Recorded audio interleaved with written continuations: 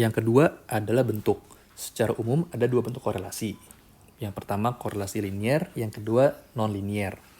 Korelasi linier adalah korelasi yang membentuk garis lurus, sedangkan korelasi non-linier adalah korelasi yang membentuk bukan garis lurus. Teknik korelasi itu mengikuti bentuk korelasinya. Teknik Pearson itu adalah teknik korelasi yang linier. Nah, contoh yang non-linier itu seperti apa? Ada beberapa konstruk psikologis yang membentuk korelasi non-linier. Salah satu yang paling terkenal itu ada yang namanya Yerkes-Dodson Law. Yerkes-Dodson Law itu adalah teori yang bicara mengenai hubungan atau korelasi antara stres dengan performa. Kalau teman-teman pernah belajar tentang stress management, mungkin pernah mendengar ada yang namanya stres positif dan stres yang negatif. Jadi stres itu memang biasanya identik atau terasosiasi dengan hal yang negatif atau tidak baik. Tapi sebetulnya ada kalanya di mana stres itu justru positif. Misalnya apa? Oke, jadi misalnya kalau orang itu tidak stres sama sekali, itu justru performanya juga rendah.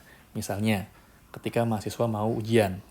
Kalau ujiannya masih jauh, itu biasanya juga tidak belajar. Jadi karena stresnya rendah, tidak ada pressure, ya tidak ada tekanan, stresnya rendah, maka nggak belajar. Nah, ketika sudah mulai menjelang hari ujian, biasanya stresnya mulai bertambah. Biasanya mahasiswa mulai belajar, mulai mengerjakan soal latihan. Dan terus semakin mendekati hari ujian, semakin pressure bertambah, maka performanya biasanya semakin bagus. Nah, namun sampai titik tertentu, itu akan sampai di mana ketika stresnya bertambah itu bukannya tambah bagus performanya. Ketika dia terlalu stres, maka performa justru akan turun. Nah, ketika seseorang sudah mengalami penurunan performa akibat stres, ini kita sebut sudah mengalami distress. Area yang disebut dengan performa puncak, ini yang kita sebut sebagai eustress. Ya, jadi stres itu bagus apa enggak? Kalau kita tidak stres sama sekali, performanya kita akan jelek.